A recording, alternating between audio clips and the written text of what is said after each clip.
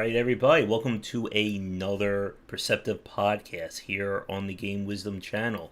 I am, of course, Josh Bycer, and we have another developer interview lined up this week. My guest tonight is currently doing the Kickstarter for the game Wastenauts, which is a deck building roguelike with kind of the major hook being that it is multiplayer focused as well. So please welcome from Raspberry Games, Dean Razavi. How are you doing, Dean? Hi, I'm doing really well. Thanks so much for having me on. I know you were able to dig into the game a little bit and play it as well. And yeah, I'm excited to chat about it more. Yep. And again, thank you so much for reaching out and wanting me to check out your game. We were just chatting about this before we started. It's always great. I'm sure you're no doubt aware. It's always hard to find like people wanting to cover like smaller and games that haven't blown up yet. So I'm really Yeah, glad you reached out to me. it's also, there's so many, first off, there's so many games out there, and then there's so Mm-hmm. many good games that are out there. And so it's tough a little bit to get somebody interested in a game that isn't out yet and it, has a while to come out yet and things like that as well. So Mm-hmm. thanks so much for picking it up. Not a problem.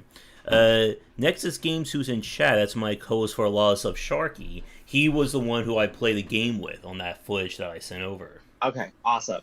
Yeah, thanks for playing it, Nexus. Yeah, it's we say that it can be played 1 to 4 players. We do want to be able to focus on single player vibes as well, but personally, it's the most fun multiplayer. So I'm glad you got to experience that. Mm-hmm. Yeah, and I'm sure we're on.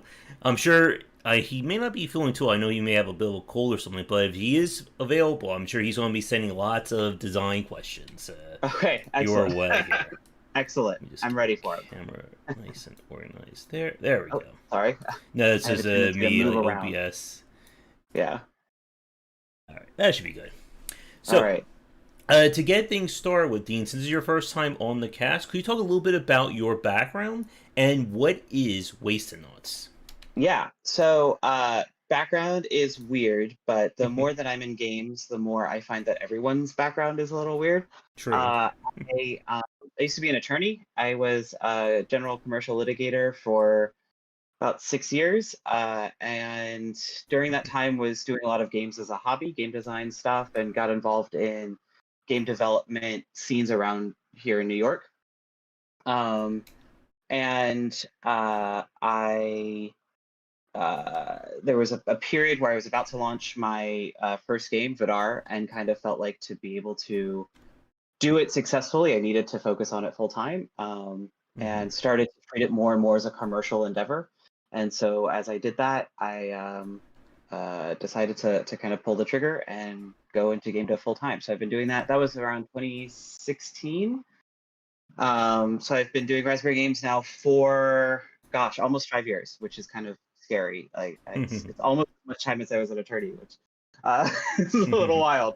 I Yeah, so this is really in addition to kind of doing my own studio and working on my own games, I freelance as a producer for other indie game studios.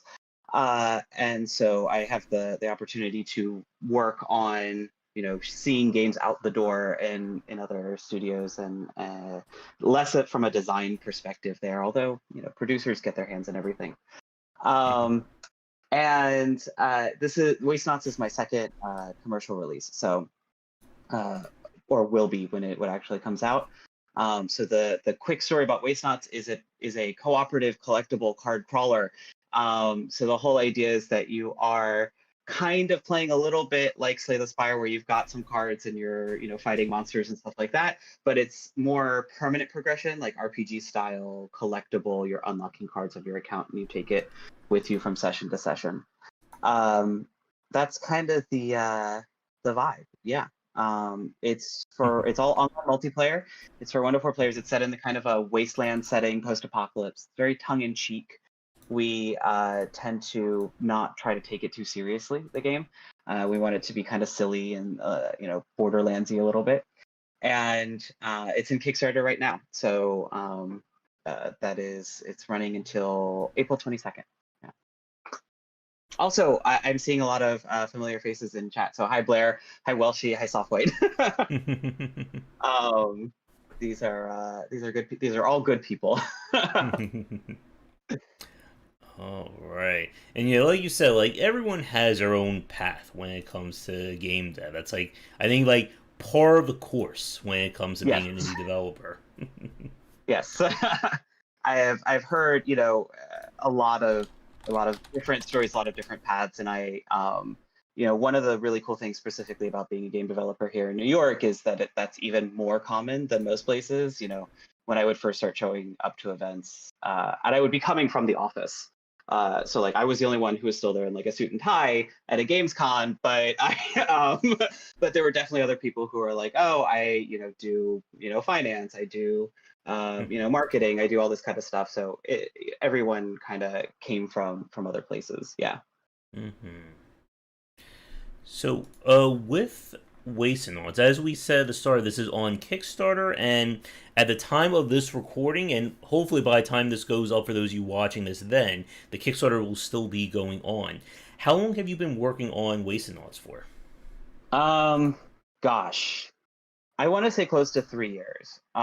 It's there's been times where we're like all in. There's times where we take a step back, and but I think yeah, in earnest, because our first showing I think was at DreamHack in 2018. The game looked absolutely nothing like it does right now, Hmm.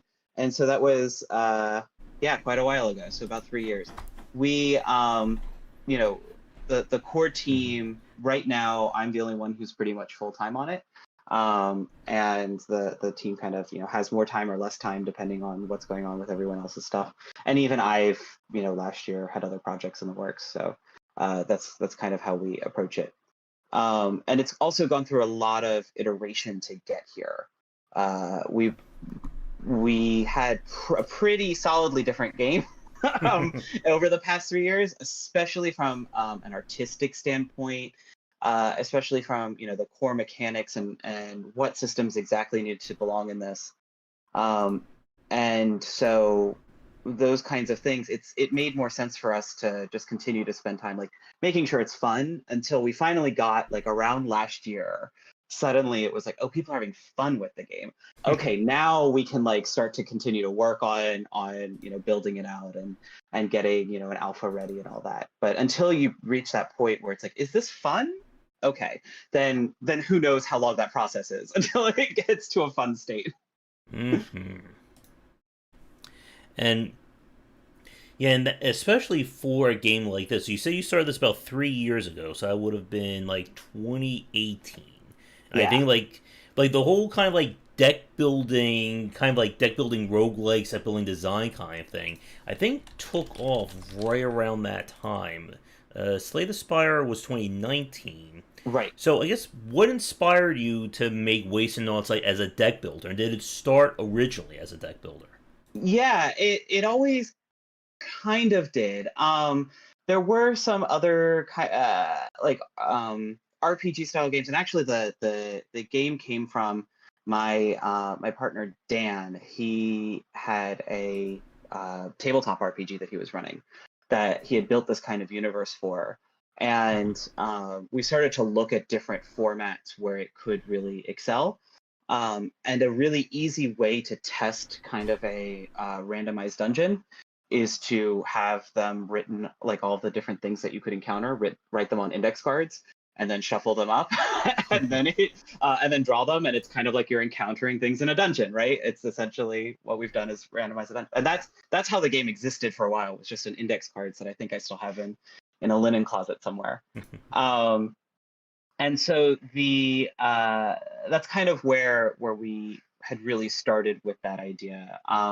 Originally, at the time when we were telling people about it, because we didn't have a Slay the Spire reference, we had the like Munchkin, for which a lot of other people were familiar with. It wasn't as popular, but Munchkin is a game where it's competitive, but you do have this idea of the deck as a dungeon, where you're flipping over cards and you're resolving those cards as you find them. So you're fighting monsters, you're taking loot, and that's the same thing with us. So we were using the comparison of Munchkin, but cooperative, all working together to try to get through the deck, as opposed to a competitive backstabby kind of vibe. Mm-hmm.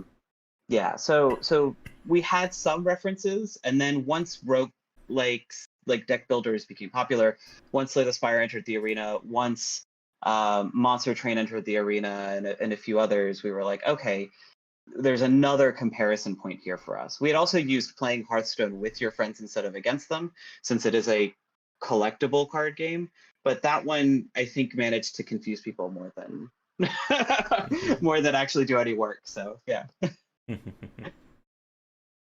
And I guess with the kind of design of Wastenauts, like for people watching this who haven't had a chance to play the game, for those of you who are watching, the demo, you do have a demo available for everyone to play right now, right? Yep. You can go to the Steam page, and there's a new feature that Steam has just added, which is like a play test. And you can just hit request access right there, and it'll allow you to get into the demo for this period during the Kickstarter. Yeah. Nice. Or you can just ping us in Discord and we'll get you a key. Like, it's not. So, with kind of the design of Wastenauts itself, like, is the game meant to be played, like, primarily multiplayer? Like, what's kind of the focus? Is it the multiplayer side or the single player? Yeah, we wanted the focus is definitely a fun game. That more than anything, whether it was single player or multiplayer, we pull a lot of inspiration from party-based dungeon crawlers. So, we look at certain things like what is the single player versus multiplayer experience in a Diablo or Path of Exile. We also look at things like Darkest Dungeon and games where you're having like a group that is supporting each other, that focuses on exploring different encounters, and that's really where we want the experience to be fun, primarily, first and foremost. Whether that's just you controlling all the characters, like in a lot of dungeon crawlers, or whether we're splitting up and everyone is responsible for different people, like in some other dungeon crawlers. In terms of the actual multiplayer versus single player dichotomy, we wanted to make sure that people are finding new cool things by playing with other people. So in the game, if I'm controlling all four players, or all four characters, sorry, then I am coming in with my library of cards for each of them. They're at the level that I've gotten them, all the cards and skills that I've unlocked for them, and I kind of have an understanding of that. But if I play with you, you may have cards for the scout character that I've never seen before. And that can give me some kind of insight as to like, oh, there's all these other kinds of things. There's these cool new strategies. There's these other builds that I can have. And that's where we really like to focus that effort on is my Andrea is the name of our scout character. My Andrea may be different than your Andrea. And that can create a cool kind of vibe when playing with multiplayer. Yeah. And one of the things that was kind of interesting about Wastenauts, as you said, with like each character, they have very specific roles for the group. The singer, the green hair lady, she gets benefits when she's with more people in their party, while Buster, who's the sniper, like one thing that I thought was like very cute was that his Overwatch ability lets him basically be his own party, but then he can join another group that gets attacked first. And there's definitely a lot of like synergies and dynamics around kind of not only how you order your party around or order who goes out, but what cards you choose as well, because the scout, as I'm sure you're aware of, can swap out cards or sees the next three cards and then moves them around. Where did I guess like those dynamics come from? Yeah, we that has gone through a lot of iteration. We really rely on an iterative process to understand this game generally. And so last year, I want to say it was around this time last year, actually, we sat down and we said, cool, we have all these cool concepts in the game. We have all these cards now. Here's how they're playing out and all these characters. Let's refine them and make sure we have an understanding of what each playstyle is supposed to be for each of these characters. So, the way that you put it for Buster was this idea of that he's not supposed to be in people's parties because he gets penalties, but then he can overwatch to join other ones without those penalties. And so we looked at Buster really through a lens of, this is going to sound weird, but like an AFK player, a player who is playing this game but also watching TV, or a player who's playing this game at something else or something like that. And said, okay, what does that look like for a character who is, in terms of flavor, supposed to be a sniper, so they're staying away from the action and joining, and what does that look like for a character who wants to kind of just set it up and let their character run on their own. And so we saw, there's some really great cards that he has that are all like preparatory kind of cards, and then there's some that don't make any sense in these in this kit, where he's doing like too many things in combat or having to pay too much attention to it. Let's get rid of those. Let's focus him all in on this kind of prepare your stuff at camp. And that's that process of refining these characters so that they felt like they had different play styles that matched what the character and lore was supposed to be, was a huge effort on our part last year to essentially take every single card, put it in a big Google document, and be like, which ones of these fit, which ones of these don't fit. For the other side of that, to get more kind of inspiration and stuff, we look at again, to come back to this idea of like a party-based dungeon crawler, we try to understand what is that role in our game. So our fifth character that's unlockable in the demo is Delilah. And Delilah wears a pig face. She barely says anything.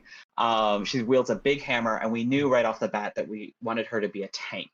But we didn't kind of know, like, what is a tank in this game? Like, so here's what tanks do in a dungeon crawler, right? They hold aggro, they can soak a lot of damage, they can, what does aggro mean in our game? What does those kinds of concepts in our game do? And then pull through that line to say, okay, she's not going to be able to do as much damage. She's going to be, somebody who can, in fact, draw attention to herself and stuff like that. So we do rely on a lot of those other kinds of games. It's interesting, even though mechanically speaking, like at the top, we look at Slay the Spire and Monster Train and other deck builders and roguelikes. When we're actually looking at the meat and potatoes of the cards, we go much more to like dungeon crawlers than we do to other card games. And are there any other characters kind of like planned for the game? Right now, of course, the 4 in the game, you have a planned 5th. Any other ones you're thinking of? Yeah, so we have the 5th one is currently is in the game. She's even in the demo you can right now it just like costs money to unlock her, but she's we'll eventually clean that up. We're planning on 3 more for launch, for a total of 8. We see them as roughly like the next set of 4 is roughly replacing one of the core 4, but it's not so one-to-one. We're not looking at like, oh, this is a scout, this is a scout, this is a brawler, this is a brawler. We want to make sure that any kind of party composition makes sense, and we've got a 3rd level that's coming up, probably going to be released in like a week or 2, probably during the Kickstarter, that I'm already finding like I don't want to, like, the scout is kind of useless here. Like I don't want to use her as much. Not useless, but I don't want to use her nearly as much as I want to use like some of the other characters. Yeah. Now, going back to what you just said about kind of being inspired by dungeon crawlers and more of that kind of design, one thing that was very interesting, I know that was something you could speak a little bit more about, is creating like the adventure deck. Because in the game, of course, when we played, you have like the story mode or the story version of each level, and then you can go back into the level to get more loot. And like for people watching us or listening right now, what separates kind of adventure mode from the story gameplay? Yeah. So the whole idea with adventure mode, after you play a level, and we give you the story of that level, and that we have more dialogue in it. We have event cards at specific places that tell the story of that zone. You can go back and you can farm that zone in our adventure mode. In that mode, you actually add your own monsters from your own library into the deck. And when you do that, you increase the difficulty. You can set the difficulty entirely based by the monsters that you're adding. when you increase the difficulty, you increase the rewards and the different drops that are going to come in adventure mode. And so it's a way to kind of continually escalate each and every level. Some of the cool things about that mode are we do random event cards. So there's a pool of event cards that can show up in that deck, and we choose some that go in. So that way it's not just the same each time. And we also have a different system of resources that you can use called salvage. So in story mode, you're getting scrap. It's like easy to use to craft and that kind of stuff. With the salvage, you can choose to use it to craft gear that'll help you through the session, or you can take it back to the airship. That's kind of the hub, the title screen, the main screen where you're doing all your loadouts and stuff like that. And you can use that to upgrade your whole kind of meta progression more permanently. So it's kind of almost like taking resources back, and Loop Hero is like an easy recent example or something, where you're building up your actual town. I'm a sucker for that in every single game. If I can build up a town, if I can have that kind of like comeback, it's my favorite. Oh yeah, like one of my favorite games was Hinterland from like 2007, 2008. It was like an ARPG where you also build a city.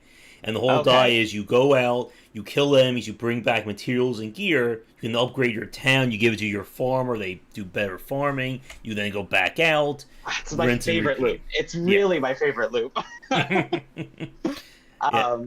So that's one of the cool things about it. And then the kind of the way that we expect you to progress is mostly by card drops that happen in adventure mode.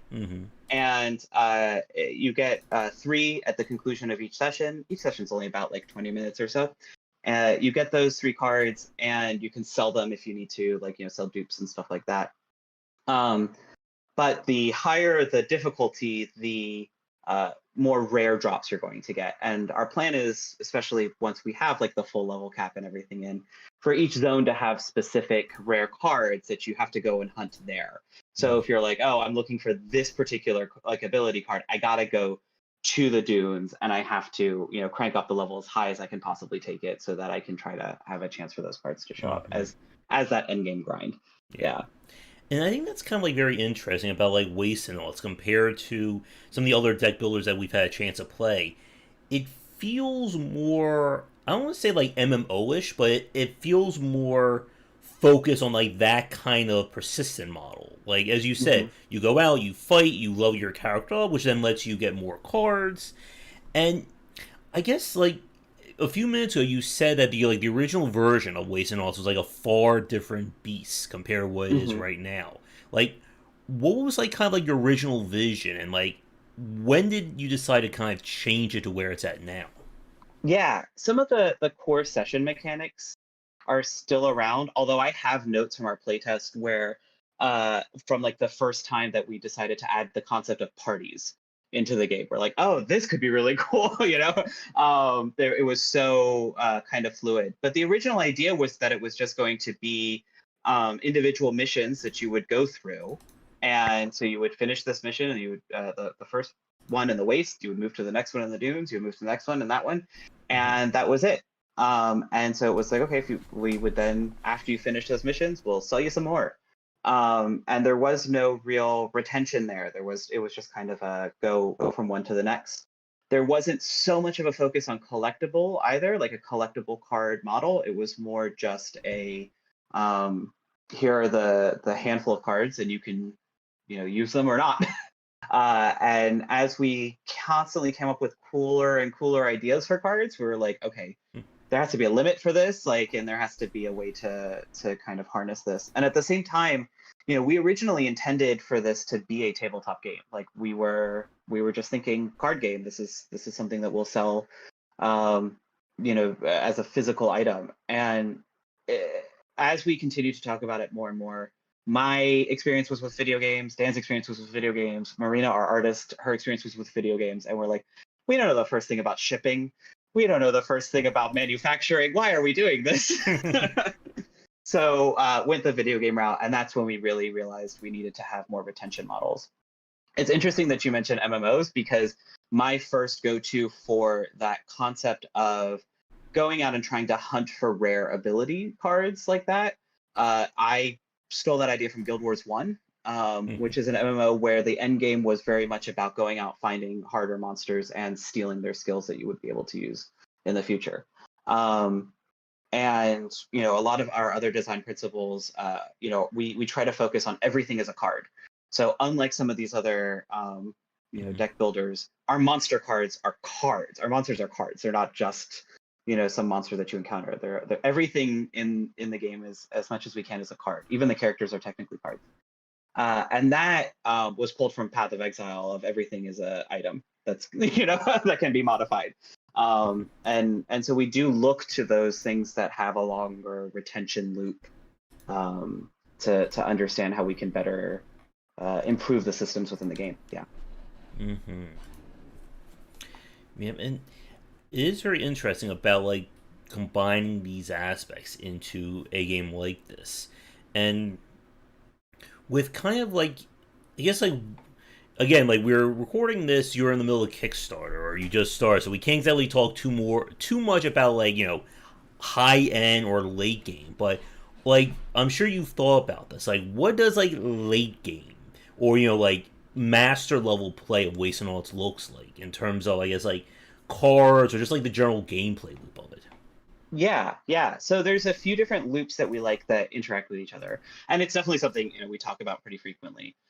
For what does the end game look like? Although I will say that, of course, anything that I'm saying right now, all of this could be blown out of the water and completely changed by the time the game actually launches. Since like I said, kind of at the beginning, we try it, and if it's not fun, we're like, all right, try something else. But right now, our thinking is there's a handful of ways for that late game kind of play, and it is RPG style progression. So while we want to kind of keep you at a cap of level for each character, we can certainly increase the difficulty using adventure mode, in theory, infinitely. We can continue to add new monster cards and increase the difficulty there. And so higher and higher level play would be, okay, my character's level 20, but I'm taking on level 30, level 40 zones as I continue to increase my my power through the cards that I have unlocked, and things like that. The goal there is essentially, again, to continue to increase that chance that you're going to get ultra rare cards, and we can continue to add cards within the deck to as drops for you there. Additionally, there's sorry, go ahead. I was just about to ask about kind of like what rare cards look like, but finish your thought first, and then we'll like. I was just gonna say, we also have a upgrade system for each card. Okay.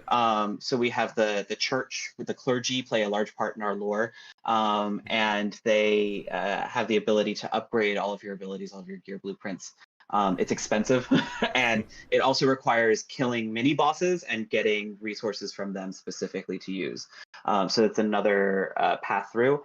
And then the third that we haven't really talked about with anyone, but it's something that we've been developing internally for a while, is quests, and specifically adding quests that cover multiple sessions that as a result add specific cards in the deck, and you need to go from one place to another in order to do that. Those kinds of things with specific rewards. Okay. Yeah. So what I was kind of like asking, like kind of like as the segue from that, like every game that has kind of like rarity for cards definitely operates on different rules for how that rarity works. Is it just a normal card but better? Is it a unique card with different properties? What's kind of the philosophy for Wastenauts in terms of like how rarity kind of defines a card? Yeah, that's a really good question. We look at cards that are core to a character's identity, should be common or uncommon in that bucket. And really the distinction there is only complexity. We feel like maybe hold back some of the more complex cards as uncommon, just so that players aren't overwhelmed. And that's pretty much it. When it gets to the rarity of card drops, we start looking at, okay, this is for a very specific play style for this character. So we talked about our sniper Buster as like an AFK character. He's got a lot of different play styles. He has some ammo stances that he can use. He has things that will, allow him to help with other parties remotely. One of the rare cards for him is actually just a buff for everyone, for every single character, but he has to stay at camp.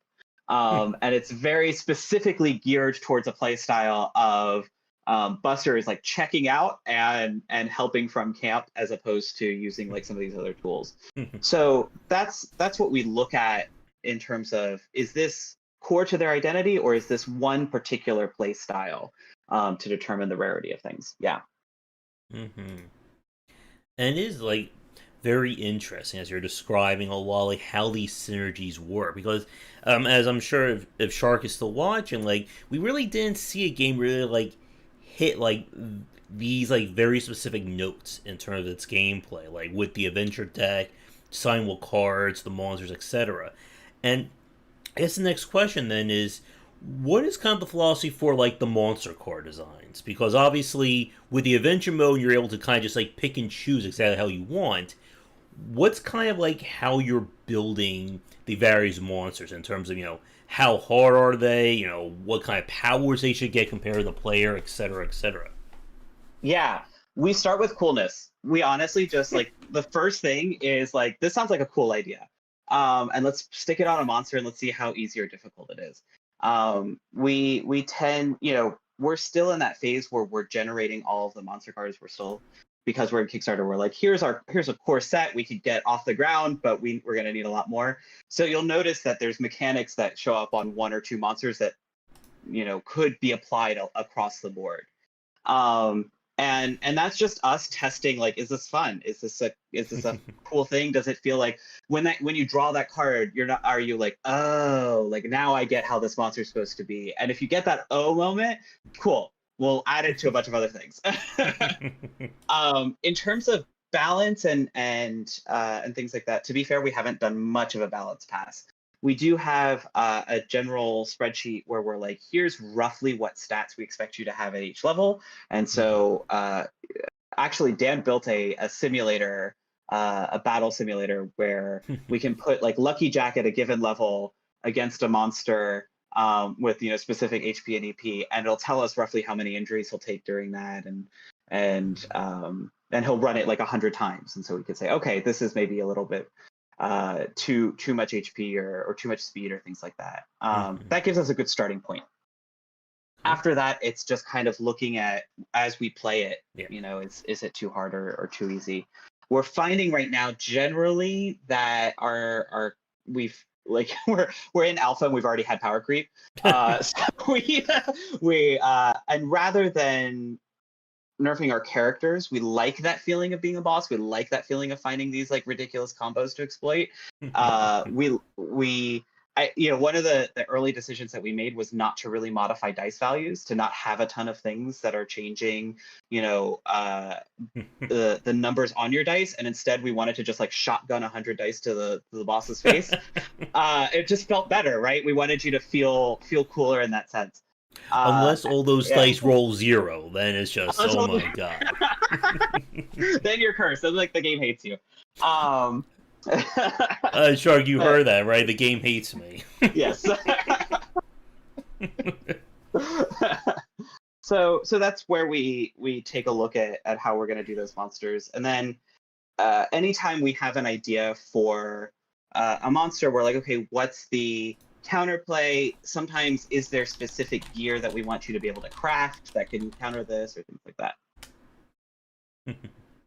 And speaking about the dice, I'm glad you brought that up, because one question that Shark had when we were playing and we weren't sure about, will there be anything in terms of dice manipulation, specifically in the way of being able to like customize dice? I know you have the personalized like the dice skins, but anything in terms of saying, I will buy, the masochistic dice, and let's say it only has like one side of it, but let's say it could roll like a 5 or a 6. Or, I want the easier dice, so let's say it has all sides open, but just one on each one, something along those lines. So we originally played with an idea that we called power dice, which were like there was like a card that you could play that was like, for this round only, you get like better dice. Mm-hmm. And it ended up maybe complicating things a little bit more than it needed to. That being said, it's a really great, I mean, the nice thing about these kinds of games is the design space is nearly infinite. And so we can always like go in and add something, in the future. And because we're going to be adding these 3 additional characters, it may be something that we explore, say, oh, this character has different dice. We've gotten a lot of good feedback from releasing Delilah in a way that she is only playable after you've played the game for a while. She doesn't have an attack card. She just doesn't. And so that would, I think, throw off new players, be like, wait, I just learned all this stuff about, which cards are what, and now she's completely different. But now that you've experienced it and you're like, oh, she doesn't have an attack card. Okay, now I got to learn something new. That could be a cool place to introduce the next character, be like, oh, their dice are different or something like that. Yeah. It's not, as you said, like that's one of like the benefits of these kinds of games, is that because each system is kind of like modular along those lines, it really opens up the doors to expand things with a new character, a new faction, a new weapon. Again, like I just played the Monster Train DLC that came out the other day, and that just once again just like throws you completely for a loop when you get a new faction. You have no idea what any of it does. Right, exactly. It's the it's the expansion in Hearthstone that's going to come with like a dozen new keywords, and you're like, okay, I gotta learn what all these do now, right? Yes. Or even like Magic the Gathering or something, and that can sometimes feel overwhelming, and because one of our core philosophies is that like you shouldn't have to constantly keep up with the new stuff that's coming out, or have the latest and greatest, and so we can pace that out over time as the player is experiencing the game, introducing more and more of these keywords as they play. So it's almost like everyone gets to be a beginner, unlike some of these other games where you're jumping in and it's like, nope, it's time for you to learn everything. Like, learn the past 5 expansions. Let's go. Yeah. And I guess like getting back to kind of like the adventure mode and the monster cards for a second. I want to ask in terms of boss fights, because the bosses in this the bosses are a bit different compared to some other games we played. Primarily by the fact that they seem to be locked to each specific region, and there's that kind of meta strategy that you can build a specific gear or specific equipment that, if you're good enough, that can like nullify or cancel one of the boss's actions. And I was just hoping you could like a little bit more expand on that for people watching. Yeah. We early in the prototyping, like even when on index cards, we had an idea of some kind of like zone mechanic, some kind of secondary objective that you had to meet while you were playing.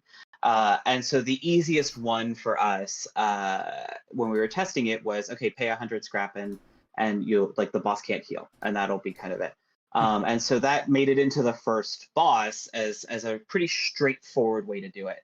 Our second boss is a little bit more abstract in that regard. Our second boss has a ability that it gains more health when you draw it for every card that is still left in the deck. And so the goal is really to be in as like drawing as many cards as you can, and to push the emphasis onto how can we make it so that we're focusing on drawing a lot of these cards on the deck. There's some cards that'll let you draw double. There's some cards. So now let's try to focus on those. And our third boss, I'm not going to spoil too much, but our third boss actually, I've done this one on stream, so it's okay. We're introducing a new keyword called disrupt, which forces a monster down to its next action or to skip its like what else it was going to do. Has some really easy things to deal with and some really hard things to deal with, and so making sure to disrupt it at the exact right time is the focus there. And getting those items throughout the session. We want to make sure that each boss feels unique and feels like a cool moment, and something to consider both at the time that you're doing loadout, like where you're choosing what abilities you're going to have, what characters you're taking, and throughout the session to think, okay, do I really want to craft this, or is this better? How can I better achieve the goal to be prepared for the boss? And speaking about like things you can craft during a session, you of course have the various like gear cards that each character can spend resources on, those cards can really change how that character plays during that specific session. What was kind of like the balancing or like thought process behind that? Yeah. We so originally we had maybe one or two of these things, and it was just a situation of like everyone try to craft your one gear before the end of the session, and it just felt like a oh, we did get it or we didn't get it, and that was it. And so we started to introduce more gear cards, some of which are just good always, but a lot of them that are situational, a lot of them that are really good at the beginning of the session if you can get them out, but Hmm. are probably useless for the boss. And a lot that are really good for the boss if you need to, like, ramp up right before then. A lot that are good at countering one or two specific mechanics if you're finding a lot of that, and otherwise kind of useless. And that allowed us the opportunity to use. We've always talked about the game is split between kind of a day phase and a night phase, and we've Hmm. always talked about that night phase at camp as returning to town in a dungeon crawler, where you, like, sell your items, you, like, get your quests, all that kind of stuff, and that plateau of pacing of like, okay, before I go back out there. And part of that strategic decision making there was to say, okay, what do we need? What's the goal here? What are we trying to do? We're back at camp. What are we trying to do here? And crafting is a really big part of that for us. Okay, we're finding that Lena really can't be going out on her own right now. It's like she's too weak by herself. We really need her to be partying up with somebody. But at the same time, we really need to be drawing more cards. So let's go ahead and craft the she has a card that's, I think, the equalizer, maybe. I think that's what it's called, which is she get the party that she's in gets the draws of the fastest person instead of the lowest. So we can, resolve that situation so that we can still get our cards, but make sure that Lena's in a party with somebody. And that's our hope. That's our hope with the gear, is that it fills a need as opposed to just a straight, like, I got better, I'm stronger. Yeah.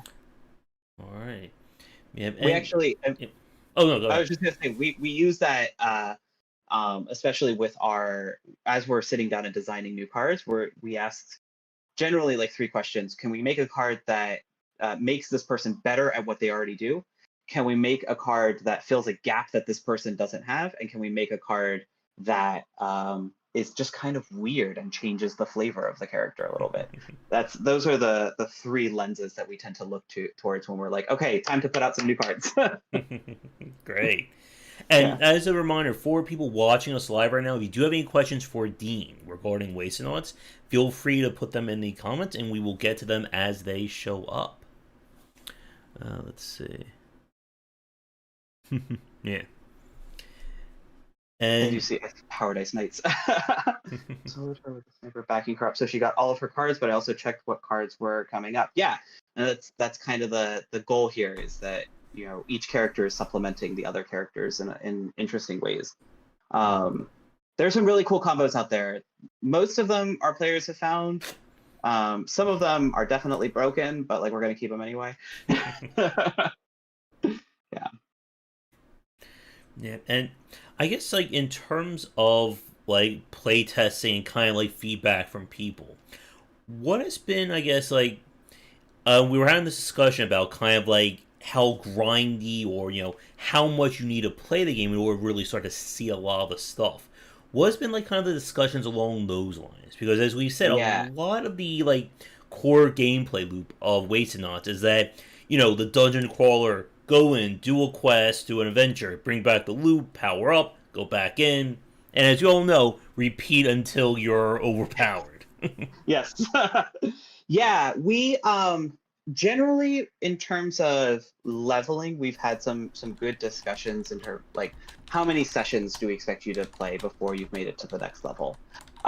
What we haven't really done, in part because the entire salvage system was added like a month ago, was really like balance that out. Okay, how many do we need to get to each level for the store and for upgrading the store, upgrading the church, and those moments? How many cards do we want to drop? What should the costs be in terms of those things? Those are decisions that are still coming. We have a general sense as to what we want, but we haven't really put that to practice and like done all the number crunching for it yet. Mostly because we're still in development, and my feeling is like balance tends to come later. My general philosophy for balance is like, how do we keep the like, is basically keep one thing that feels really good and then fine tune everything else around it. Because if you don't, if everything can be changed and fine tuned, then nothing will ever stick. As a result, yeah. And The name game. So this game has gone through several names. There was one that was just an internal working name for a while. It was just Scrapyard. That was meaningless and too generic. But for a very long time, this game was actually called From Rust, up until about a month ago. And we ultimately, so about one time per every convention that we were at, we would get somebody who would ask, "Oh, is this game related to Rust, the survival game?" I'd be like, "No, it has absolutely nothing to do with it." And then we also were, it was just basically impossible to Google. And so ultimately, we're between those two things. We're like, we got to change it. We knew that we had to change it. We have known that we had to change it for at least a year. And at the same time, changing the name of a game after you've already built a community is very difficult. I reached out to some friends, a friend at Serenity Forge who had just gone through the same thing and was like, "How do I do this?" And he's like, "You either don't do it or you do it immediately, like you do it yesterday." And I took neither of those, and we waited a year. And we spent a long time, a lot of brainstorming for a lot of different kinds of names, and reaching out to a lot of friends and saying, "Okay, off of these five, like these five, okay, these five, what about these five?" And constantly giving them new names. Which ones do you like better? And Wastenauts continued to be just the favorite for it. And it was difficult to get away from the pun. It was difficult to get away from the fact that it wasn't, super related to anything. It was easily Googleable. We're like, all right, fine, that's it.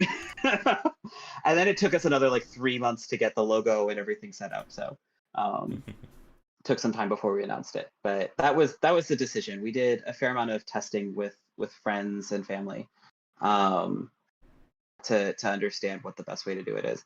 It's nice because one of our core narrative themes for the game is making do with what you've got. We want to highlight that as a theme throughout the game, and so Waste Not Want Not is already kind of in that vein of making do with what you've got. So we get that additional layer of narrative emphasis as well.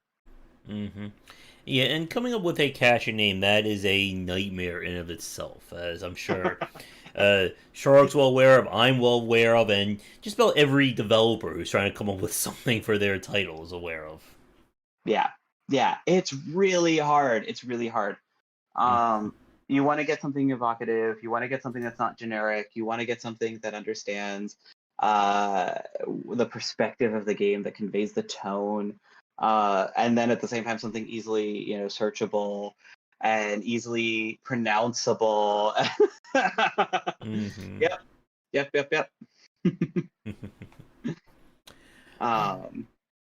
Let's see, I'm trying to think if there's anything else design related. Anything else regarding... I do want to ask a few questions about like the UI and the art, and we'll do that next, but anything else gameplay or game development related that we haven't touched on yet? Yeah, we talked a little bit about the different like play styles and different roles and stuff. We actually, we went, and this may end up showing up in the game because we've gone back and forth on it so many times, of is there such a thing as a class in this game? From a design perspective, we can disentangle the difference between classes and roles, and we can say, there are people who fit this particular class, but then each of these classes do these individual roles. Do we have those kinds of concepts here? Are there cards that are like, are there multiple characters that are scouts, for example, or is Andrea the only one? Are there cards that can be equipped by every scout, or are we keeping cards that are just unique to the individual characters? we've gone back and forth a lot on that, and because we don't, I think, just haven't done enough characters yet, we're kind of keeping it that everyone is unique and special. But it is a entry point to maybe something there. That's a design thing that's been wrecking us for a while. Yeah. And it is very interesting about how these games treat that. Like when you have something like with like Monster Train Slay the Spire, each, quote unquote character or faction is a class unto themselves. Like their abilities are unique to them. But as you said, like when you start opening up the door for more characters, especially in a game like with games like with deck building design in general, it is a very specific gameplay loop. What you're doing on each day and night cycle, that doesn't change. So Right. the cards that you have to design have to fit that model. You can't design characters that says, you know what? Let's just skip the night cycle. We'll have the Yeah. late afternoon cycle instead. We're just changing stuff like that. Right. Absolutely. And our initially when I was designing the engine for Wastenauts and trying to make sure that the core kind of loop that you're talking about was in place, I desperately tried to put in as many hooks and modifiable parts as possible, knowing like we want cards to be able to change all of this. And invariably, as soon as I like finished, Dan had like 10 ideas for cards, and I was like, no, I can't do any of those things. So the flexibility that cards give you can also sometimes be a curse in that sense. Yeah. So it gives you insomnia to sleep. And you have to sleep all day. We have one of the new keywords that's kind of fun that we're adding is is panic. The monster makes you panic, and you have to like continually stay out and can't return to camp. So there's a little bit of that software. It might be coming closer than you think.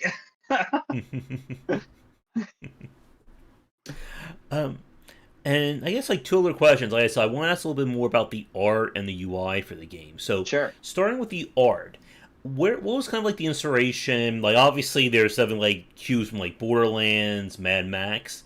Like where did the art style for Wastenauts come from? It came entirely from our illustrator Marina. Like she has guided this from start to finish. We approached her with a vague idea of some kind of wasteland vibe, and Marina actually does a fair amount of wasteland cosplay herself. She goes to like Wasteland Ball. She will spend like weeks in the desert, like like in the Mojave, and just kind of like be out there and so totally like gets that vibe. She has like when she's at like our booths at PAX or stuff, people think that she's in cosplay from our game, and she's like, no, it's just what I wear. Like this.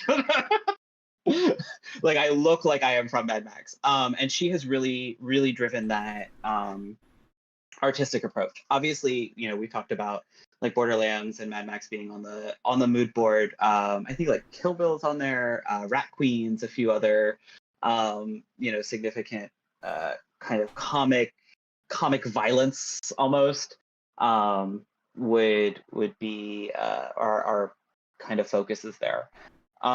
We've gone a lot back and forth a lot on the art style though.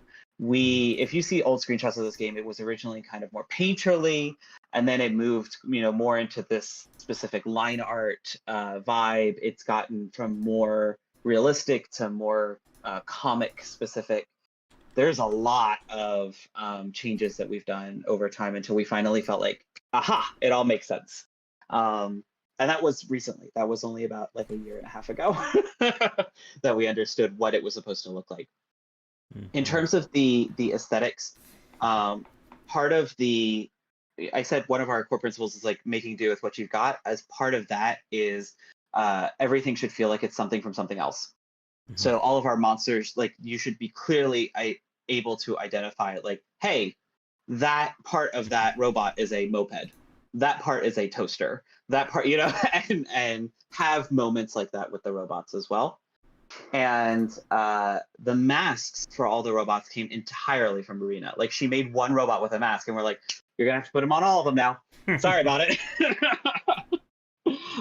That's literally how that happened, and we love it. It's really like a nice unifying theme to set our robots apart. Yeah. Mm-hmm. And I guess the other question I want to ask regarding like the UI, like Yeah.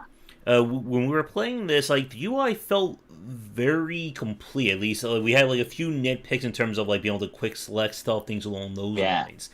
What kind of like work or like what kind of like research did you do to get the UI to Wastenauts to where it's at now?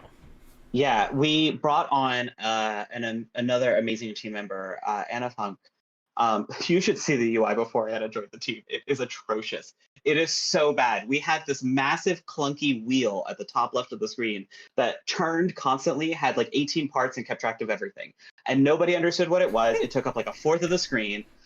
We had to constantly explain it. And as soon as Anna joined it, she's like, "What the hell is this? Like, what? Like, why can't we just like make this a normal UI?" And she has done so much work on this game to get it there. So she's the one who brought us to like a more unified bar and like clean up the cards, because even the cards were confusing. The layout didn't make any sense. You couldn't figure out what was on them. It was in really bad shape because none of us are UI experts. But Anna actually was at PlayStation, doing UI UX design specifically, and finding the right people who can just like look at a game and be like, "Oh, here's where you're messing up." Like, it's really the most important to know that kind of stuff. Mm-hmm. Yeah, we ran into UI issues a lot at the beginning, watching people play our game and not understanding how to play. There's still some issues. We still have a lot of cleanup to do, but the stuff that she has touched is already like fixed, and the stuff that she's moving. And now I'm like, okay, but what about like this one and this one? Because this one's also terrible. And we those are the ones that we did originally, and she hasn't gotten to yet. Yeah. Yeah. And I mean, we could have like a whole like 2 hour discussion on UI design, like Yeah. that. Like every developer watching this right now, we could probably just bring them all in and rant about UI design for that period of Yes. time. And Yes. it is a lot harder than I think a lot of consumers give credit for in terms of having good UI UX. And thank you, Reaction. Yeah. We should like have. a slow motion, like the horror washing over her face. What is this? It is. It's and I think more for us, card games are entirely UI. Card Mm-hmm. games are nothing but UI.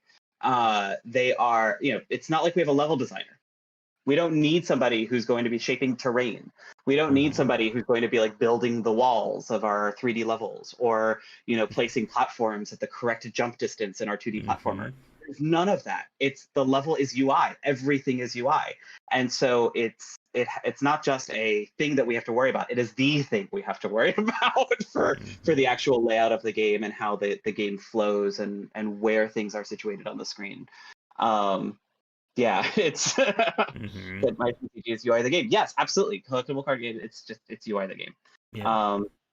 If you're familiar with the Unity engine, all of our stuff is in the UI side. It's not in the world space. It's in the UI stuff. Yeah. And it just happens as a result of that. Yeah. Mm-hmm. And then kind of like from there though, then the next challenge is the aesthetics. Because if it's just, raw UI, people Right. are going to look at it and go, again, what the hell is this thing? And then go somewhere else. And Right. you have to kind of build, like, as you said, and as Shark said, like, the UI is not only the game, but it's also your aesthetics and art as well. Yeah. And Yeah. I have to ask, like, who came up? Did she come up with the idea, like how, like, when a character attacks, they each have like a custom animation? Like Buster, like has like the boxing glove.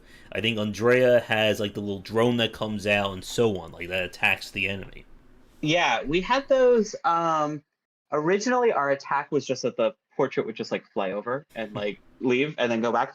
And we had this complicated contraption like to hold the character portraits, and it's like that's just taking up screen space. And yeah, those kinds of animations were one of maybe I think they were the first animations that we added to the game, to give the characters like a little bit more flavor, to make it something that felt like they had their own distinct personality there. Where they are, how they operate, those have changed like every 3 or 4 months, but the core animation has been in for quite a while. Yeah. But I I think we have, and I've been posting some of the old art or like old screenshots on our Kickstarter updates as to like, this is what the game used to look like. It's terrible.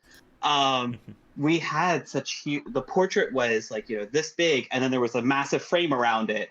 And it's like, why are we doing this? Why are we taking up so much screen space with frames? Let's just make sure that the characters are front and center.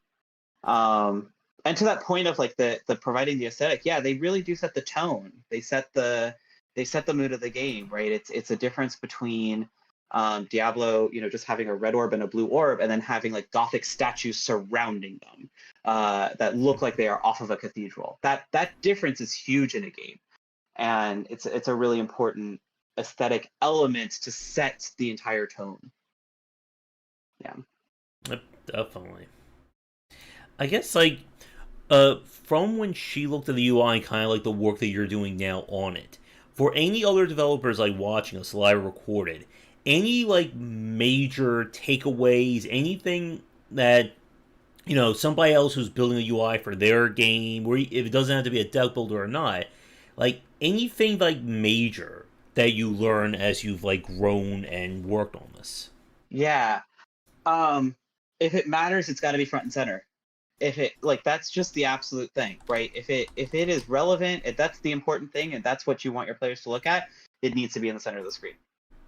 Players don't see things on the side of the screen. Players don't see things on the top of the screen. They don't see things on the bottom of the screen. If you need them to pay attention to it, it's got to be in the center. So one thing we are constantly running into, where is on the short list for issues, is we've got this vote panel that slides out from the side that asks you to vote on crafting gear, because it's a shared resource to use to craft, and we want to make sure that everyone is on board. We don't want in a pickup group that I'm just going to craft my stuff, I'm going to use all our resources and screw you. So we ask everyone to vote. The vote panel slides out and you vote on the right side of the screen.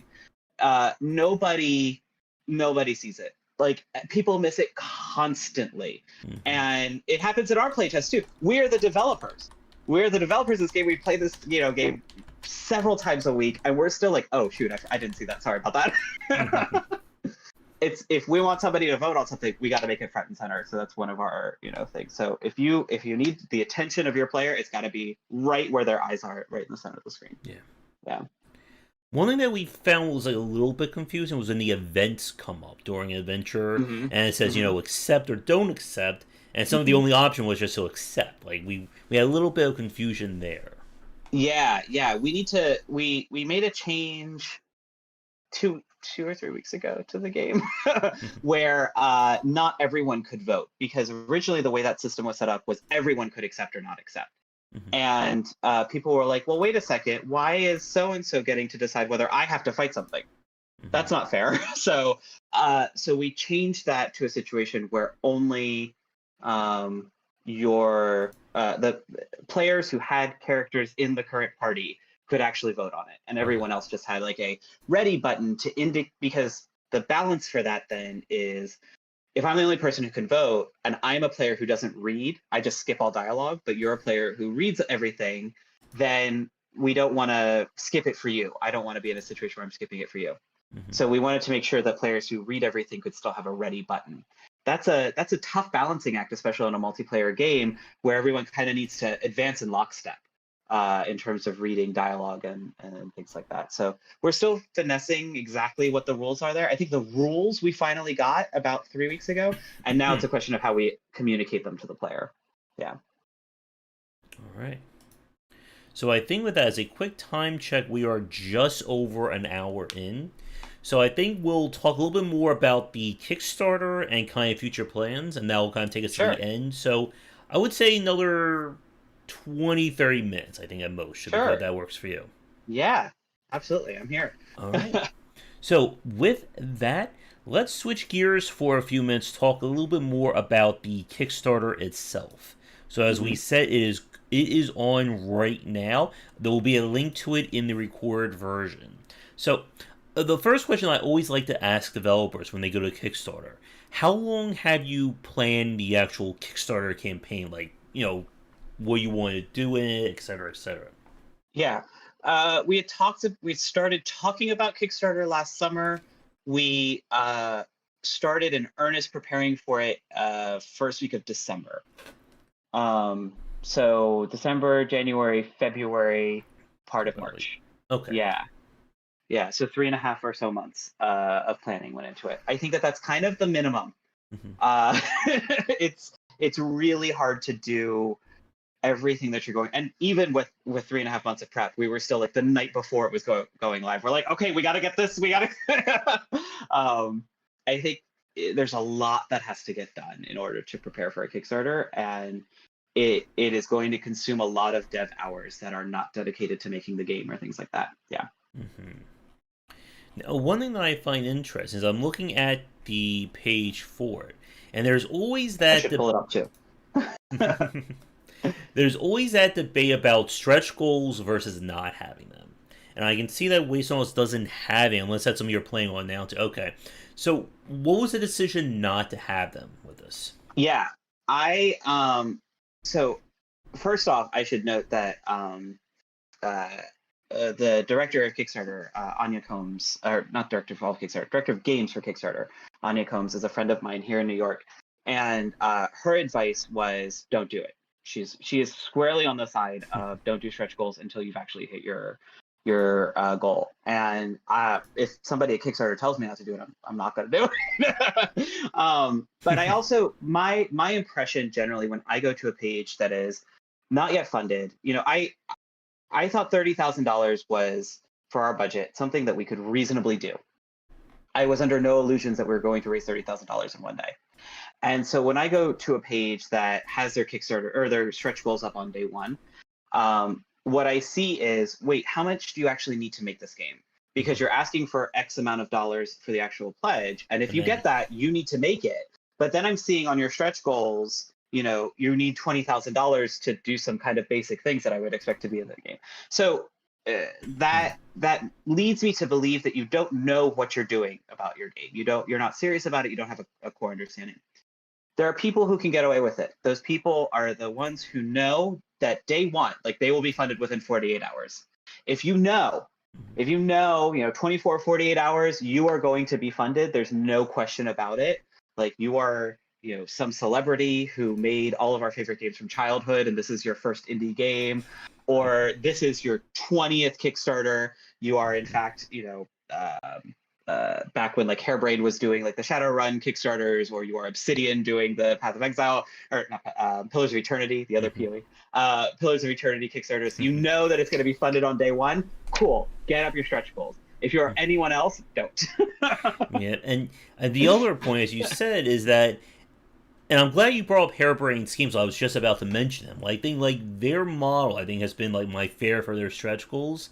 That they actually group them into various development cycles and say, okay, if we do stretch goals 1 through 4, we're going to push this game back 2 months. If we do stretch goals 5 through 8, then maybe we'll push it back another 6 months. Because as you said, like, if you just have like 27 stretch goals and say, oh, we're not changing the development times, like, how are you fitting in 27 stretch goals and still release the game in a year? You have to throw more people at it. Like I often, tell people when it comes to game development that like 9 women can't have a baby in a month. It's not possible. There's certain things that just take a certain amount of time. And so if you're saying you're going to add this new feature, there's no amount of manpower that is going to do it at the same amount of time. It is going to take longer. Yeah, it's a smart move. It's a really smart move. There's also the problem of sometimes people put up stretch goals without pricing them out. So it's like, oh, okay, it's going to be an additional $3,000 for us to port to Switch. And I'm like, have you asked somebody how much it's going to cost to port to Switch? Have you gotten approval from Nintendo to release this on Switch? Have you, done those kinds of things before you're just making those kinds of promises? Yeah. And of course, don't forget about rewards and not doing the proper planning with them. We're going to have custom jackets completely embroidered for $20, and we'll ship them to your door for free shipping. And yep. I did that with my first Kickstarter. It was terrible. The top tier that I had was a physical box set of Vidar. That was the top tier reward, and we had, I want to say, about 50 or 60 people back at that tier. Mm-hmm. And then I was like, okay, time to go get this box set made. Uh-oh. And I could not find anyone who would do. I found finally one person. Most people would not do it for less than 500 units. They were like, you're going to get 500 box sets. That's the absolute minimum we can do. Like, but I only have 60 backers that want this. Yep. And I finally found one that would do it for 100. So the short story is that I still have 30 box sets of this game sitting in my closet. They take up a lot of space. And it's it's something that you have to pay attention to. So this time for our physical rewards, we specifically went and looked at what we could do. We have an artist shop on Threadless, and Threadless will allow us to do individualized orders one at a time. So if we only need 2 t-shirts or something like that, we can do 2 t-shirts. And we priced out their base price and all that kind of stuff, and then we were able to go from there. We were smarter about it this time. Mm-hmm. Yep. And again, it kind of like leads back into our discussion about the design as well, that there's a lot you need to understand about this before you can go in and make a proper game. And yeah, again, I have seen plenty of developers, sadly, who've, death by 1,000 cuts when it comes to issues of Kickstarter and not properly scoping this out. Yeah, absolutely. It's something that, I've heard a lot of people talk about how every time they come back to Kickstarter, they actually scale it down and down and down and down. This is only my second one, but already I have like fewer reward tiers. I have fewer, I'm throwing fewer things at people because I think it's really kind of just that focus, like get down to the game and get down to things that people are actually going to want. What's the point of having $1,000, $2,000 tier on your Kickstarter? Like, who besides your parents are going to be backing that at that tier? And do they really want do your parents want the rewards at $2,000, or are they just doing it to try to send you some money and make your project succeed? So we capped it this time at a pretty low reward tier, and I think that was smart because we're getting a lot of backers at that tier, which is really cool for us. And it's something that can, I think, it takes a lot of editing and also the smartest thing that we did when it came to rewards this time was we just asked our community. And obviously if you're going into Kickstarter, you've got your backers lined up. You have to. You can't go into Kickstarter expecting I'm going to put it on Kickstarter, it's going to fund. That's not a thing anymore. Kickstarter says that roughly 30% of your backers will come, or 30% of your funding will come from people who discover it on the website. That means 70% of it has to come from people you brought. And so those 70% of people should be lined up, and you could just go and ask them. You could say, hey, what do you want for rewards? So we posted in our Discord. We said, what kind of rewards do you guys like? And one of the ideas that we had in our draft reward tiers was a lot of boosts for things. Like when it came out, it's well, you'll automatically unlock, level 2, and we'll give you 1,000 crowns and all this kind of stuff. And no one wanted that. Not one person in our community was like, this is because everyone's like, I want to play the whole game. I want to start from scratch and I want to do the whole thing. And we're like, cool, that's out. At the same time, there was way more of an emphasis on in-game cosmetics that people wanted than we were planning for. So the week before Kickstarter launch, we're like, cool, what other in-game cosmetics can we get up and running? And just asking people, literally just asking people what they want is the best way to figure out what this should be. Yep, definitely. Yeah. And again, if they're your fans, they're the ones who are going to be supporting you. They kind of know what they want out of your game. Yes. Yes, absolutely. So that's really the best way to approach that kind of thing. And then go out and price them and, make sense and make sure it all makes sense. But yeah, there for us, there was rarely any kind of moment where there was a secret with our backers. We wanted to make sure, the week before we're like, here's the hoodie, here's the bag, here are the reward tiers, all that kinds of things, so that they knew and could check us. And if the response was timid or tepid and oh, okay, then we're like, oh, maybe we don't do that, or maybe we scratch that or put it a lower tier. And if the response is like, oh my god, this is amazing, then we know how to focus that. And okay, let's make sure there's an image of it in the Kickstarter page. Let's make sure it's bolded, kinds of things. Yeah. In terms of marketing, what kind of marketing did you and the other team do in terms of getting the word out for Wastenauts?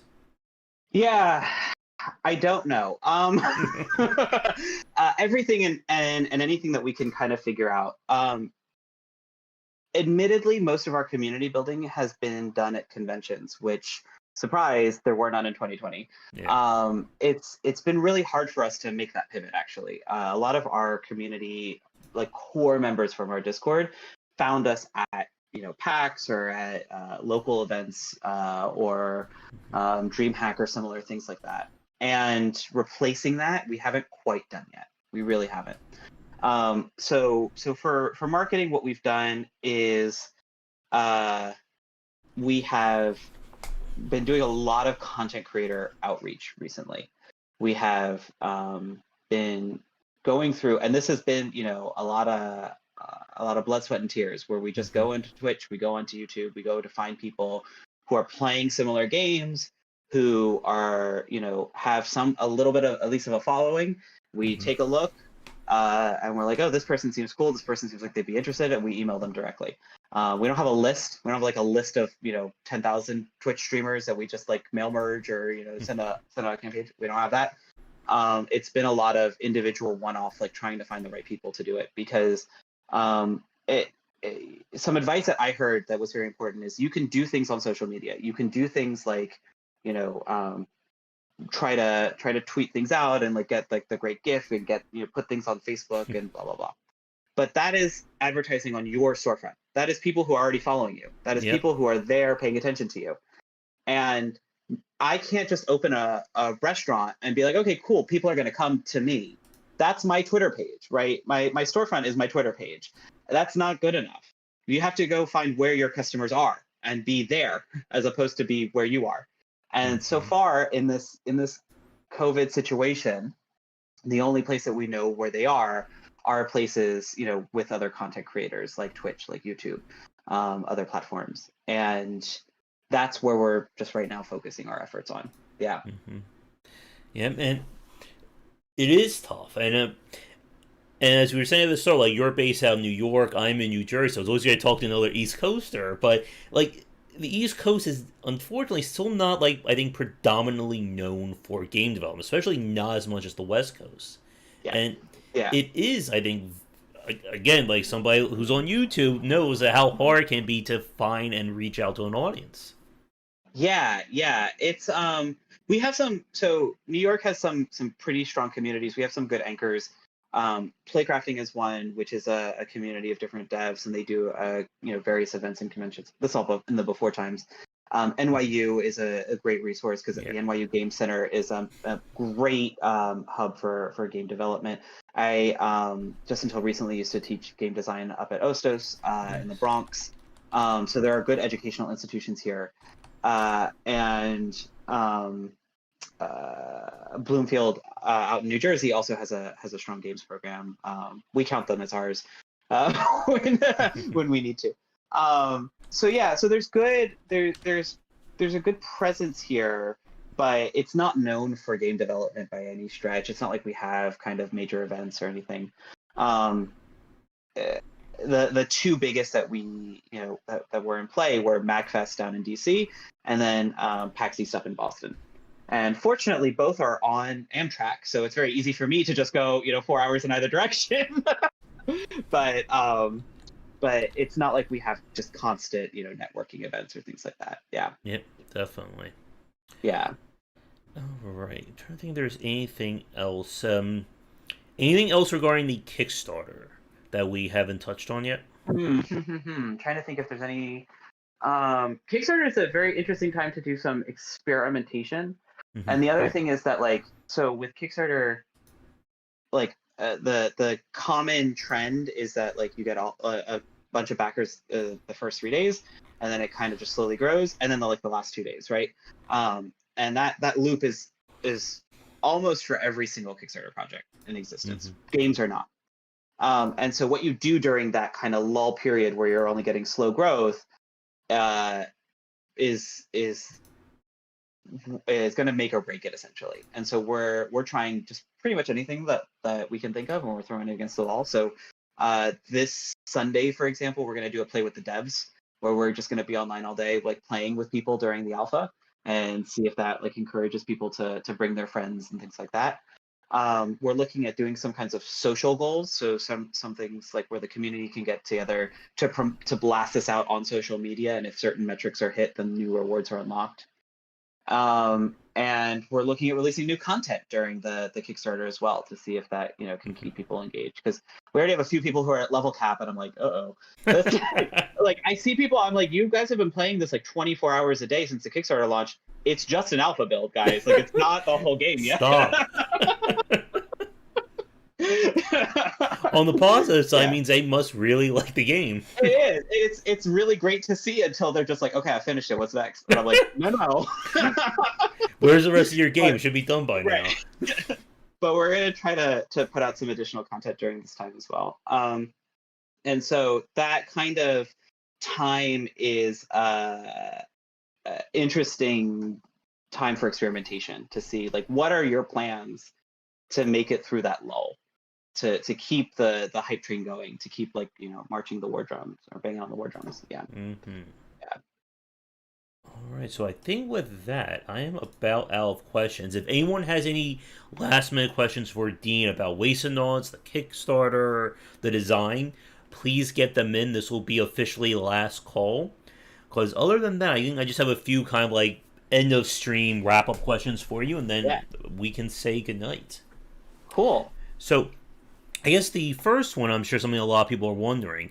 If Wastenauts does make its Kickstarter, what plans do you have for, I guess, release? Like whether it's early access, 1.0, or anywhere in between? Yeah, I think that this game is primed for early access, not just because of the nature of the game, but also because of our design approach and our design philosophy of iteration. It's really helpful to get eyes on it to say, oh, this doesn't make sense. This does make sense. We need to patch this kind of hole missing in our design. Let's come up with systems that can do that. I think it's just a smart move all the way around. So almost certainly we are going to be looking at early access. Don't hold me to it when I decide next year that it doesn't make sense for us anymore. But that is generally what we're looking at right now. In terms of additional releases besides on Steam, I would love to see this on mobile. The problem is that I don't know the first thing about mobile releases. I'm not the person to do it. It's just not my expertise at all. So it would be something that we would be looking to work with other people and go from there. And then I do know more about console. The issue with console releases, the first hurdle we're going to hit is controller input. This game has been entirely built assuming click and drag, and everything is click and drag. And so getting us to a place where the UI and UX makes a lot of good sense and is intuitive using a controller, if I can get there, then I will start to consider console releases. One thing that I saw on your Kickstarter was I think it was like one of your higher goals about, or higher rewards about, lifetime expansions or lifetime, post-release support. Now, obviously, we're at the start of a Kickstarter for a game, so we can't exactly be talking about, what are you going to be doing 10 years from now? But in terms of kind of like thinking along those lines, in terms of expansions or where you would like to see the game grow, what are your kind of thoughts on like what you would like to see with Wastenauts? Yeah, so obviously, there's always the opportunity for new systems, and that's where both Dan and I excel as designers, is on systems design specifically. So adding additional things like zone modifier cars, or adding new concepts to the game that kind of change how you're playing it and are progressing, and all those kinds of things are always where our hearts are. To do that for additional zones. So, we're planning to have 5 zones at launch. We already have the next 5 zones very roughly sketched out in our head for like the first expansion of like, here's where we want them to take place and what the kind of core mechanics would be. And then obviously new characters that would go with it as well. Like if we could do, another like 2 zones and a character for each expansion, that would just be really nice. That would be like a nice set to get added to the game for additional progression. And like this is something I was talking with Shark about, since he's working on a deck builder of his own. Like, in terms of like the pipeline for new Hmm. expansions, like Hmm. if everything goes accordingly, the game succeeds on Kickstarter, and you're able to work on expansions, what kind of like timetable are you thinking about in terms of getting new expansions out to the people? Yeah. It depends. It really depends on whether or not we feel we need to go. There's two different paths for this. Hmm. The first I would say is more the like Hearthstone model where it's like every 3 to 4 months, like there's another Hmm. expansion that's going to come out and we're going to crank this stuff out. We've made sure actually we did a huge update on our Kickstarter yesterday about it of all the things that we're doing for like how to create a card so that it's like super quick and seamless. The hardest part is the art. Like the rest of the like card logic should come together in like a few hours, kind of thing. The other path to go for it, especially and maybe during early access versus launch, these kinds of things differ. Is the Slay the Spire path, where they were putting out were they putting out every week or every 2 weeks? It might have been every week they were putting out a patch, at least some kind of patch during early access. Oh yeah, like for Slay the Spire members, like every Yeah, week, every 2 weeks, here's a new update, and then oh yeah. shit, bug fixes and quality of life.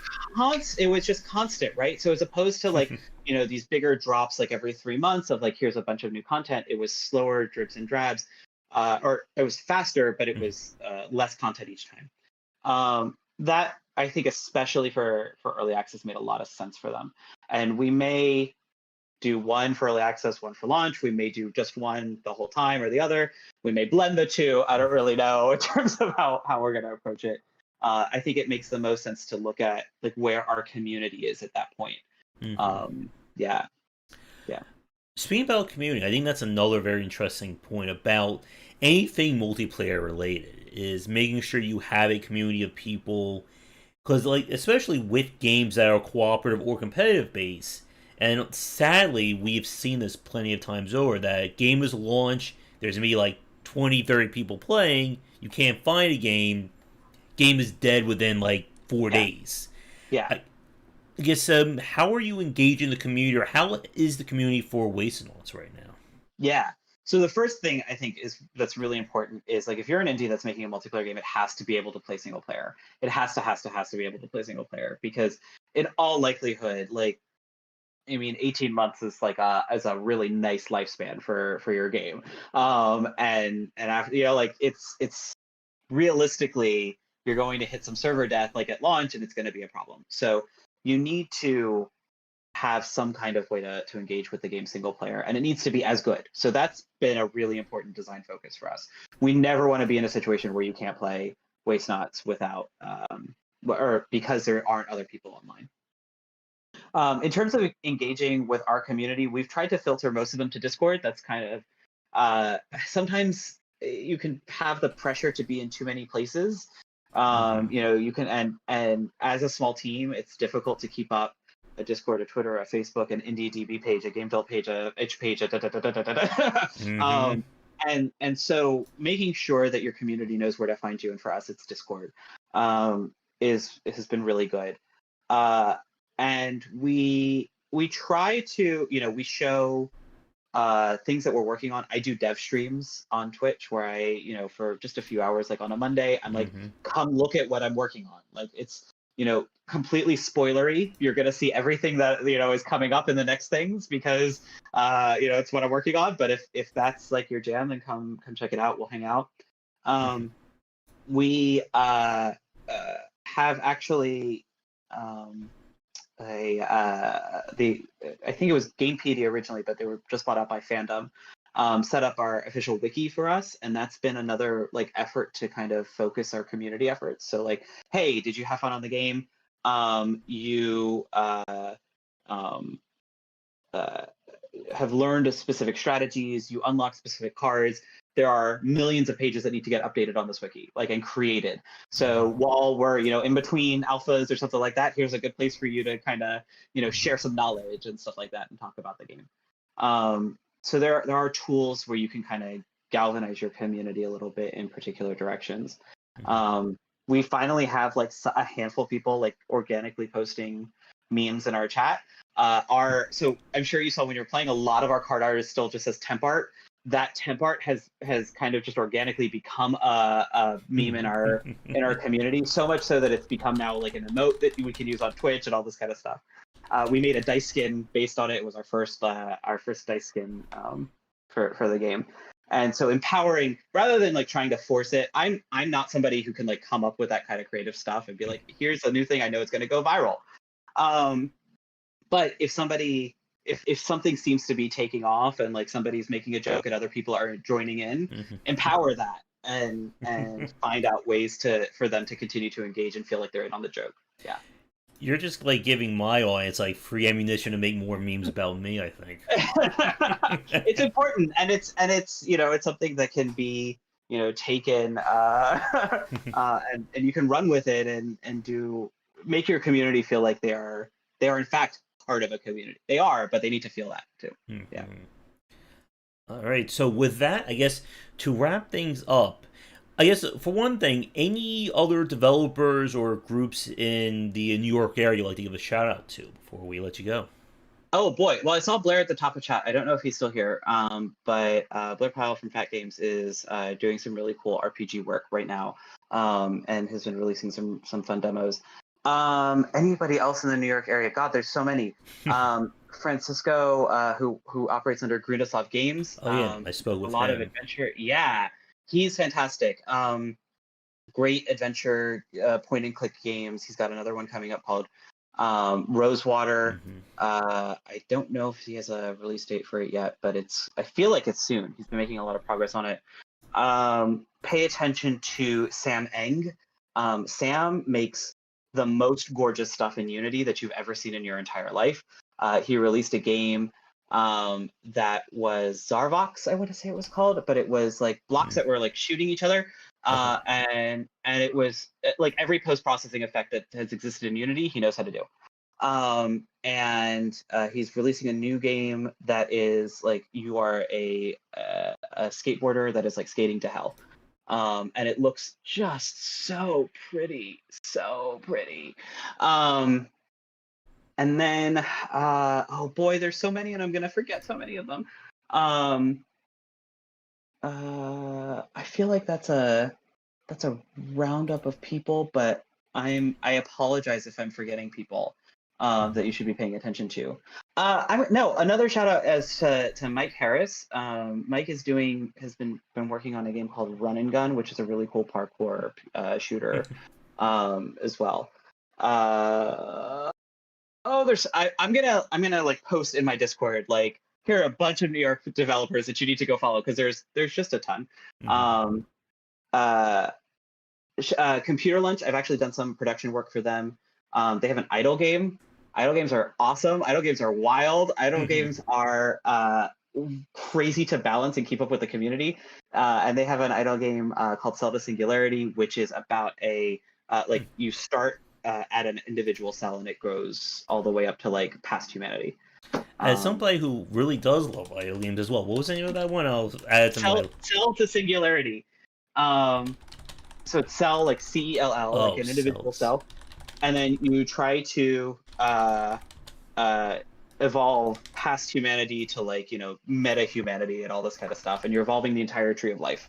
All these different kinds of things. And it's a lot of fun. When I was doing work with them, it was a completely different world for me. I'm normally not experienced with free-to-play games. I'm not experienced with things that are considered like a secondary form of entertainment. Yeah. Oh, I think I saw. Is this on mobile too? Because I think I may have played it. Yeah, it's primarily mobile. Yeah. Oh, okay. Oh, they are working on a PC version. It looks like too. Yes. And boy, there's just so many. Jonah has, I think his game, Kung Fu Kickball, is coming out soon, which is like almost like what if Smash Brothers was a kickball game.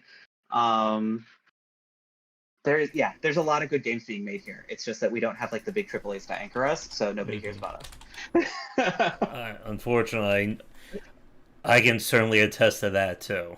Yeah. From one of the comments, do you have a link to your Discord and Twitch channel? I do. Let me grab those. If you can post that in to the message to me, because I know YouTube can be a little weird about links if they're not from me. Okay, cool. I will. So let me give you I'll put it in Discord, but it'll be the Discord link. And then the Twitch is easy because it's Raspberry Games.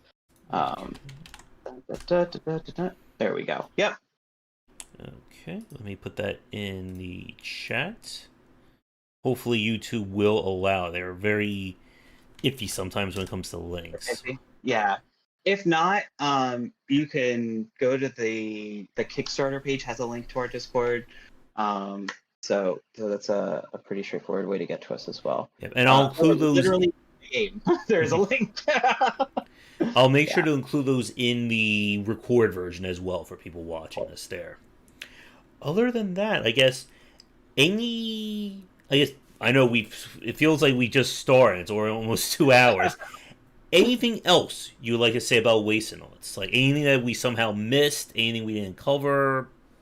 No, I think what our big push right now is to have people play the alpha, like the entire. It's not just like a level. There's like easily like 20 hours of content in there already for people to play, and that's what we want people to do, because I think that they're going to end up getting hooked and enjoying it and want to back us and see the game succeed. So if you're at all interested in the game, that's the easiest way to figure out more about it and see and explore it, because it's not like there's any limits on it. It's what we have so far. All right. I guess then my final question for you then for tonight, Dean. Do you have anything you'd like to say to the fans watching to take us out for tonight? Yeah. Thank you guys so much for joining us for tonight, but then also, or if you're watching on video, and for the support, because it's especially at an indie level, it is only the community that empowers us to be able to make what we're making. It's not it's a fundamentally different beast than AAA games. We rely entirely on our community, our patrons, our fans, to be able to make cool, weird, maybe not commercially successful things. And so it is owed entirely to them. So thank you so much. Thank you. Yeah. All right. So with that, I will let you go for tonight. Again, thank you so much for coming on, and best of luck with the Kickstarter. Thank you, and thanks to everyone who popped up in chat and talked with us tonight. And thank you to everybody watching this live or recorded. Be sure to check out the game. Again, there'll be links to everything in the description in the recorded version. And Dean, if you are free in the future, hopefully, ideally after a successful Kickstarter come back on, definitely get in touch, and we can certainly set something back up. Definitely. We'll do it again when all of these design things have changed, after we have successfully funded and we're about to launch. All right. So thank you again for everybody watching. If you are a developer working on an upcoming game or just want to talk design and would like to come on, please get in touch. We are always looking for a guest. And you'd like me to take a look at your game for a future stream or weekly indie game store page review show, please get in touch. We're always looking for submissions for that. I will be back later tonight for our regular game stream. Be sure to check out our Discord and Patreon link down below, as well as my upcoming books on design. I have my roguelike book coming out in about 2 weeks at the time of this recording. And come back for daily discussions on game design here and on Game Wisdom, where we're in the art and science of games. Have a great weekend, everybody, and see you next time. Take care.